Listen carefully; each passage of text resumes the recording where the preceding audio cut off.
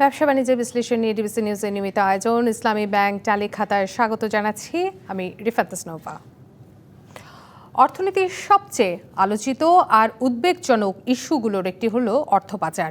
বিগত সরকারের সময় আমরা দেখেছি বিপুল পরিমাণ অর্থ বিদেশে পাচার হয়েছে। বিভিন্ন আন্তর্জাতিক সংস্থার রিপোর্ট বলছে প্রতি বছরই বাংলাদেশ থেকে হাজার হাজার কোটি টাকা অবৈধ পথে বাইরে চলে যাচ্ছে।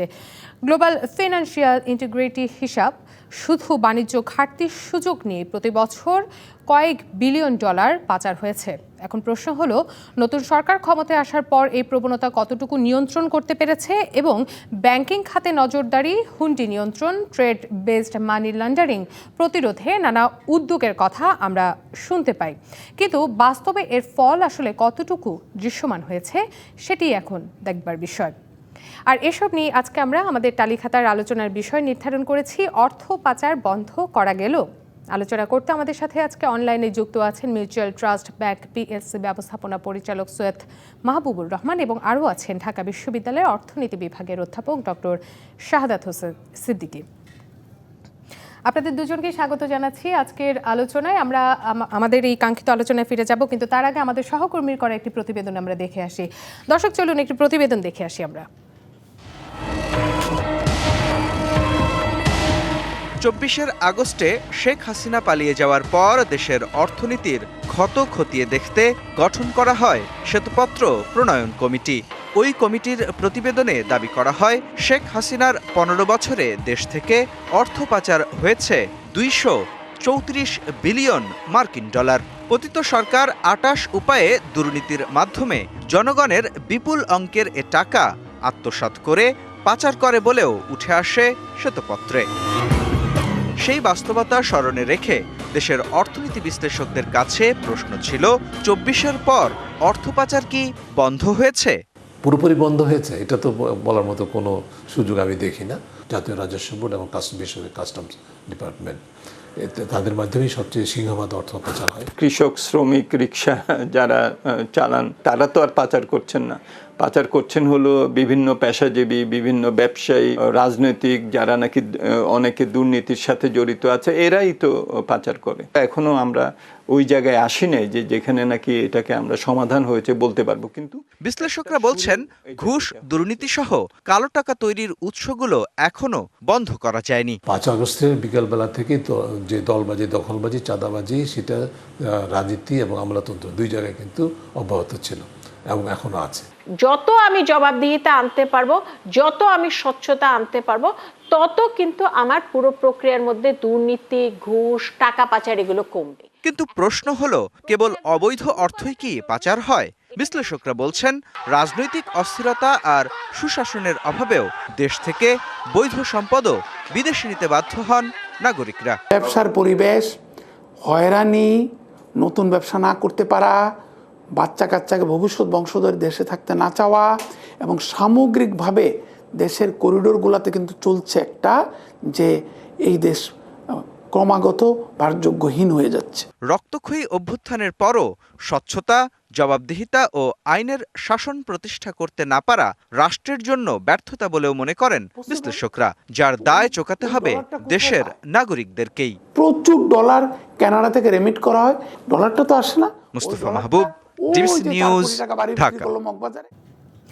দর্শক দেখছিলাম সহকর্মী মোস্তফা মাহবুবের করা একটি প্রতিবেদন। এই প্রতিবেদনের আলোকেই আমি একটু আমার অতিথিদের কাছে যেতে চাই। শুরুতেই একটু যাব ডক্টর শাহাদাত হোসেন সিদ্দিকী আপনার কাছে। দেখছিলাম প্রতিবেদনটি, বিগত সরকারে এই অর্থ পাচার এত কেন বেশি বেড়েছিল? তখন কি নজরদারির অভাব ছিল নাকি অন্য কিছু?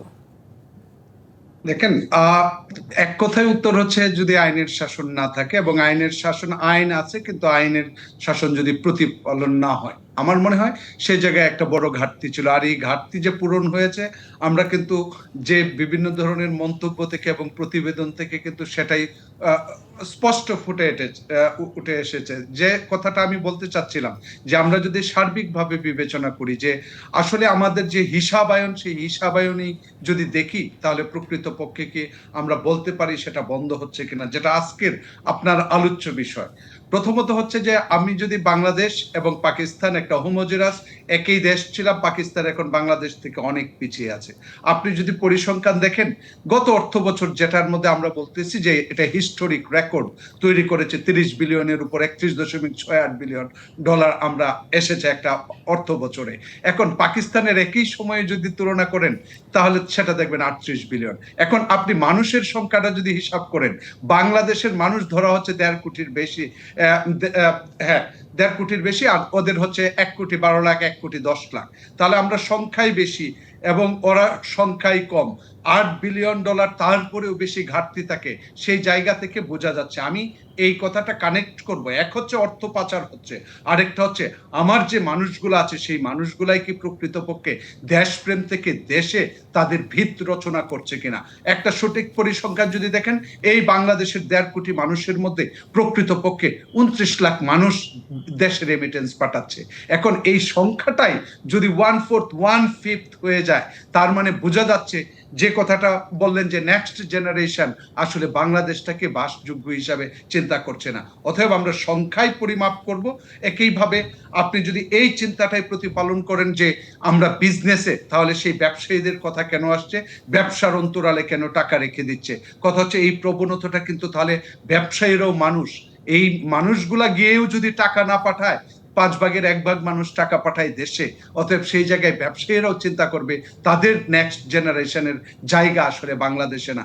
বাংলাদেশটা হয়তো ব্যবসা করার জায়গা, এখান থেকে লুট করার জায়গা, আর্থিক প্রতিষ্ঠান, সেই জায়গা থেকে জাস্ট আমি কিছু পরিসংখ্যান তুলে ধরলাম। আমার মনে হয় আমাদের যে নীতি নৈতিকতা, দেশপ্রেম, এবং দেশে যখন আইনের শাসন না থাকে, দেশে যখন সেফটি এবং সিকিউরিটি না থাকে, তখন কিন্তু প্রত্যেকটা মানুষই চিন্তা করে আমার দ্বিতীয় একটা জায়গা করা উচিত। এবং সেই জায়গা থেকে কিন্তু পার্লামেন্টারিয়ান ধরেন, বিজনেসম্যান ধরেন, ব্যুরোক্রেটস ধরেন, প্রত্যেকের জায়গা কোথায় হচ্ছে তার জন্য যদি একটা সার্ভে করেন, এই চিত্রটা ফুটে আসবে। যে যে পথেই টাকা উপার্জন করুক না কেন, সেই টাকাটা মোটামুটি এখানে একটি বিষয় কিন্তু আমরা দেখছিলাম, কেবলমাত্র যে আমাদের অবৈধভাবেই অর্থ পাচার হচ্ছে সেটি না, বৈধ সম্পদও কিন্তু মানুষ নিরাপত্তার খাতিরে অনেকে আছেন নিয়ে যাচ্ছেন। আমি একটু সৈয়দ মাহবুবুর রহমান আপনার কাছে একটু যেতে চাচ্ছি, আপনাকে একটু জিজ্ঞেস করতে চাই যে নতুন সরকার আসার পর ব্যাংকিং খাতের নানা সংস্কারের কথা কিন্তু আমরা শুনেছি এবং উদ্যোগ গ্রহণ করা হয়েছে। অর্থ পাচার রোধে এখন বাস্তবে কি কোনো পরিবর্তন এসেছে? আপনার চোখে কি সেটা ধরা পড়েছে?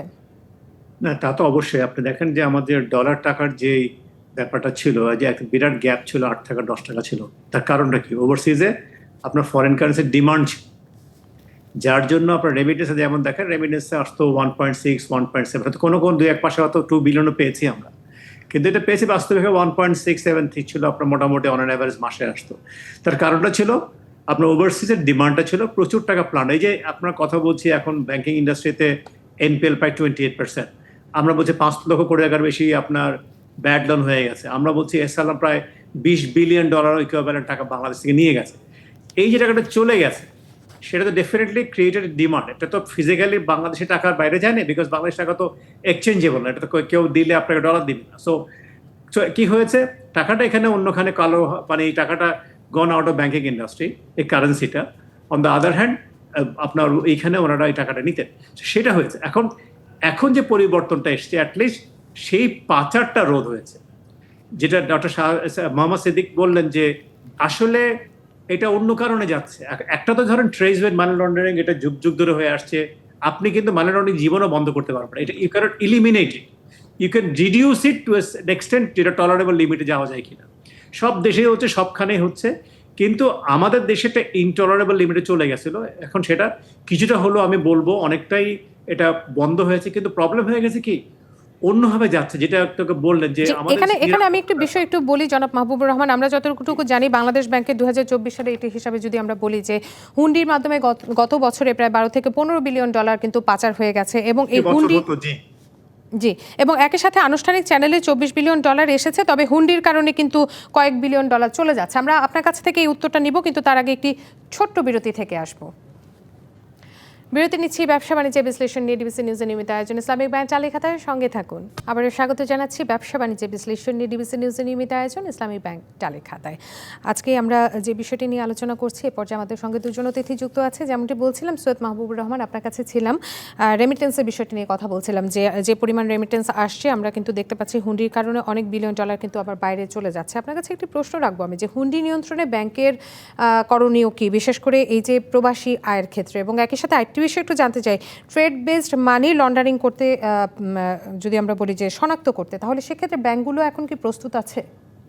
হ্যাঁ, ব্যাংকগুলোর প্রস্তুত আগে থেকেই ছিল। গ্লোবাল, যেমন আমরা গ্লোবাল ট্র্যাকার একটা আছে যেটা দিয়ে আমরা করি গ্লোবাল ট্রেড ট্র্যাকার, এর মাধ্যমে চেষ্টা করি আমরা বিভিন্ন আইটেমের দাম কেমন হচ্ছে বা কিছু একটা হয়। প্রবলেমটা হয়েছে কোথায় জানেন, যখন মেশিনারি ইম্পোর্ট হয়, রিকন্ডিশন ইম্পোর্ট হয়, অথবা নতুন মেশিনারি, ওরা হয়তো মেশিনটা বলছে আমি একটা এডিশনাল এটা এনেছি, ওটা এনেছি, তো that is becoming very difficult. তখন ওই সময় কিন্তু কম্পেয়ার করা, সেটা তো বললো যে আমি একটা পার্টস অ্যাড করেছি, এর জন্য আমার এফিসিয়েন্সি অনেক বেড়ে গেছে। এখন সেটা $1,000 না $10,000, সেটা খুব আরবিট্রারি হয়ে যায়। এখনো এটা আমি কারোর সাথে কম্পেয়ার করতে পারি, বাট নেভার দিলেস আমরা তারপরে চেষ্টা করি যতটুকু সম্ভব করার জন্য। আপনি সেন্ট্রাল ব্যাংক একটা পলিসি করেছে যে যদি কোনো এলসির ভ্যালু $3 মিলিয়ন অ্যাভাব হয়ে যায়, সেন্ট্রাল ব্যাংকে যায়, সেন্ট্রাল ব্যাংক ওটা চেক করার চেষ্টা করে যে ওদের যে অন্যান্য যে ব্যাংকের এলসিগুলো গেছে একই রকম জিনিস কেমন দাম হতে পারে, এবং 24 আওয়ার্স তারা they get back, if they don't get back মনে করা হয় যে অ্যাপ্রুভাল হয়ে গেছে।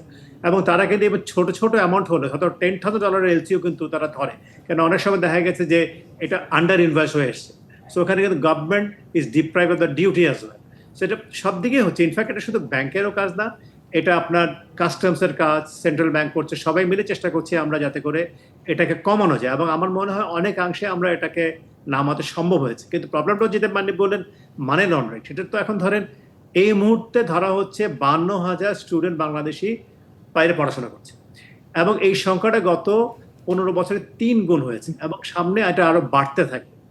এখন আমাদের দেশে আসলে আমরা যে লিভিং কন্ডিশনটাকে আরো আমরা যদি মানুষের জনগণের জন্য ওই রকম করতে না পারি, যেটা একটু আগে সাক্ষাৎকারে বলছিলেন যে লোকজন চলে যাচ্ছে, বিশেষ করে আমাদের ব্রেন ড্রেন হচ্ছে, ওনারা যখন যাচ্ছেন তারা আস্তে আস্তে কিন্তু প্রপার্টি বিক্রি করে চলে যাচ্ছে, সেই টাকাটাও আর ব্যাংকের চ্যানেলের মাধ্যমে যায় না, সেটা কিন্তু ওই আপনার ওই ট্রেড কিছু হয় না, সেটা অন্য একটা হুন্ডির মাধ্যমে চলে যায়। সেইখানে আসলে আমাদের আসলে কাজ করতে হবে দেশটাকে নিয়ে, মানুষের মাইন্ডসেটটাকে নিয়ে।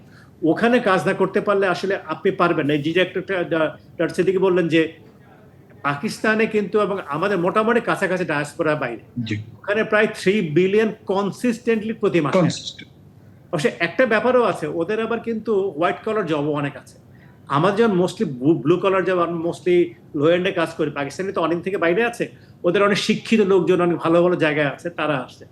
আমাদের প্রবলেম হচ্ছে, এবং এক্ষেত্রে আমরা কিন্তু দেখেছি, আমরা যদি একটি হিসাব দিই যে 2009 থেকে 2018 সালের মধ্যে মূলত এই ট্রেড বেসড মানি লন্ডারিং এর মাধ্যমে কিন্তু $49 বিলিয়ন পাচার হয়েছে। আমি একটু জনাব সাদাত হোসেন সিদ্দিকী, ওই সময় যে রিজিমটা ছিল ওটা ডিফারেন্ট রিজিম ছিল, আমরা একটু গত 15 যেটা গেছে সেটা কিন্তু অন্য সময়ের সাথে তুলনা করা যাবে না। জি, এবং আমরা একটু ডক্টর সাদাত হোসেন সিদ্দিকী আপনার কাছে একটু যাই। আমরা তো এই বিষয়টি নিয়ে কথা বলছিলাম, আমরা যেটি জানতে পেরেছি প্রতিবেদনে যে 24-এর পর কিন্তু অর্থ পাচার কি কমেছে, এরকম একটি প্রশ্ন কিন্তু ছিল। আমরা শুনেছি যে কমেনি, বা আপনার কাছে একটি জিনিস জানতে চাই, এই যে সদিচ্ছা, এটার জন্য কি সদিচ্ছা প্রয়োজন নাকি রাজনৈতিক সদিচ্ছারও প্রয়োজন রয়েছে? ধন্যবাদ। খুবই গুরুত্বপূর্ণ প্রশ্ন, ইন এ সেন্স যে আসলে 24 থেকে আমরা ডিফারেন্ট ভাবে মূল্যায়ন করি। এখন 24-এর পরবর্তী যদি আমরা এস্টিমেটস গুলা দেখি, তখন আপনি ট্রুলি বলবেন যে হ্যাঁ, আমাদের যে রেমিটেন্স আসতো সেটা 1.62-তে নেমেছিল, সেটা পরবর্তীতে যখন সালমান এফ রহমানি ঘোষণা দিলেন যে আমরা খুব খারাপ অবস্থায় আছি, আগামী মাস থেকে রেমিটেন্স বাড়বে, আমি স্পষ্ট বিবৃতিটা মনে আছে এবং আপনাদের টিভিতে বলেছিলাম এখন হয়তো সত্যিকার অর্থেই বাড়বে, এবং প্রকৃত পক্ষে বাড়তে বাড়তে জুন মাস পর্যন্ত কিন্তু জুন জুলাই 2.65 পর্যন্ত উঠেছিল। সেই রেমিটেন্সের হিসাবে $8 বিলিয়ন অতিরিক্ত আসে। তাহলে এই অতিরিক্ত $8 বিলিয়ন যদি আগে না আসতো, তাহলে সেটার কথা আপনি ভাবেন যে তার মানে এটা পাচার হতো, হুন্ডি হতো। অতএব সেই জায়গা থেকে বলবেন যে জায়গাটার স্বচ্ছতা আসছে, বৈধ পথে যে পরিমাণ রেমিটেন্সের আগে হিসাবায়ন হতো, এখন হিসাবায়ন দেখলে বুঝতে পারি যে ব্যাংকিং চ্যানেলে আসছে। এখন কেন আসছে বিষয়টা হচ্ছে, আমি মনে করি রাজনীতি এবং ব্যবসা অতপ্রুতভাবে জড়িত, এই প্রভাবশালী যাদের অর্থবিত্ত রয়েছে পাচারের সাথে জড়িত রয়েছে। এখন রাজনৈতিক সরকার নেই, অতএব সেই রাজনৈতিক প্রভাব নেই, যে কারণে স্বাভাবিকভাবেই মনে হবে যে হুন্ডির জায়গাটা স্তীমিত হয়ে গিয়েছে এবং চ্যানেলে আসছে। আর চ্যানেলে আসার কারণ আমাদের যে গ্যাপগুলা ছিল খোলা বাজার ব্যাংকের মধ্যে, হুন্ডির মধ্যে, ব্যাংকের মধ্যে, এই যে পার্থক্যগুলা, সেগুলা কিন্তু সরকার এই অন্তর্বর্তী সরকারের সময় পদক্ষেপের কারণে আমি বলবো ব্যবধান কমেছে। এবং বড় চ্যালেঞ্জ ছিল হচ্ছে এক্সচেঞ্জ, আমরা যে ফরেন কারেন্সি মার্কেটটাকে খোলা বাজারে ছেড়ে দিয়ে একটা স্থিতিশীল জায়গায় যে আসছে, সেটাও কিন্তু একটা বড় পদক্ষেপ।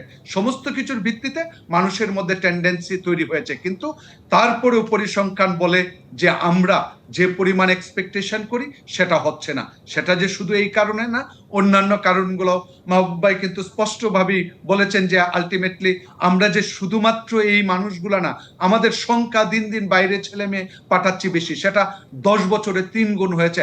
এই অবস্থা চলতে থাকলে আগামী বছরগুলোতে তো আমাদের সব টাকাই বাইরে চলে যাবে, ডিমান্ড ফর ফরেন কারেন্সি তৈরি হবে। অতএব সেই জায়গা থেকে আর আরেকটা ব্লু কালারের যে ইস্যুটা মাহবুব ভাই বললেন যে blue colour job, yes I do agri যে পাকিস্তানের বেশি, কিন্তু বিষয়টা হচ্ছে বাংলাদেশেরও অনেক মানুষ ব্লু কালার জব করে, but not a single Penney তারা দেশে পাঠায়। আপনি যাদের দেখতে পান ব্লু কালার জব বিদেশে অবস্থান করছে, তারা জীবনে 1 টাকা বাংলাদেশে অর্থ পাঠিয়েছে কিনা তার হিসাবায়নটা দেখেন। এই জন্যই সার্বিকভাবে এই আমার ব্লু কালার মানুষগুলোর দেশপ্রেম নেই, কিন্তু দেখা যায় বিভিন্নভাবে তাদের যোগাযোগ আছে বাইরে, বাংলাদেশে কাজ করে কিন্তু অর্থটা বাইরে চলে যায়। সেই সমস্ত জায়গাগুলোও সার্বিকভাবে বিবেচনা করা উচিত যে দেশটাকে আসলে কিভাবে বিভিন্ন দিক থেকে স্টেবল করে দেশের মানুষ দেশে থাকবে, সেই আকৃষ্টতা আনা যায়। তাহলে আমার মনে হয় সেক্ষেত্রে ডক্টর সাদাত হোসেন, যদি দেশে সেরকম পরিবেশ থাকে বা দেশে যদি সেরকম পরিস্থিতি তৈরি করা যায়, সেক্ষেত্রে অবশ্যই তারা থাকবে, কিন্তু দীর্ঘমেয়াদী কিছু পরিকল্পনা তো আসলে গ্রহণ করা উচিত।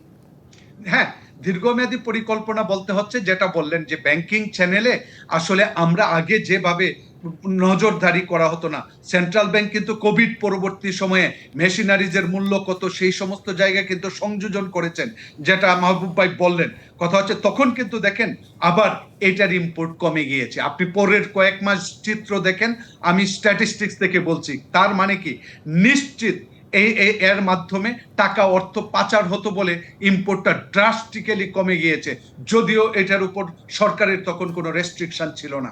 অতএব এক্সপোর্ট এবং ইম্পোর্টের আড়ালে স্টিল এখনো হয়, কিন্তু তার জন্য যে দীর্ঘমেয়াদী পরিকল্পনা অর্থাৎ স্ট্রং মনিটরিং মেকানিজম, সেই মেকানিজমগুলো হয়তো আরো ধীরে ধীরে স্বচ্ছতার সাথে হবে। কারণ ব্যাংকের তো একটা বড় লায়াবিলিটি থাকে এলসির ক্ষেত্রে, ব্যাংকেও কিন্তু চেষ্টা করবে সেই জায়গাটাকে স্বচ্ছতা। আমাদের আজকে এখানেই শেষ করতে হচ্ছে, এবং মাহবুবুর রহমান এবং সাদাত হোসেন সিদ্দিকী, আপনাদের দুজনকেই ধন্যবাদ জানাচ্ছি এতক্ষণ সাথে থাকার জন্য। ধন্যবাদ, থ্যাংক ইউ ভেরি মাচ। শেষ করছি ব্যবসা বাণিজ্যের বিশ্লেষণ নিয়ে ডিবিসি নিউজের নিয়মিত আয়োজন ইসলামিক ব্যাংক চালিখাতা। এতক্ষণ সঙ্গে থাকার জন্য সবাইকে অসংখ্য ধন্যবাদ।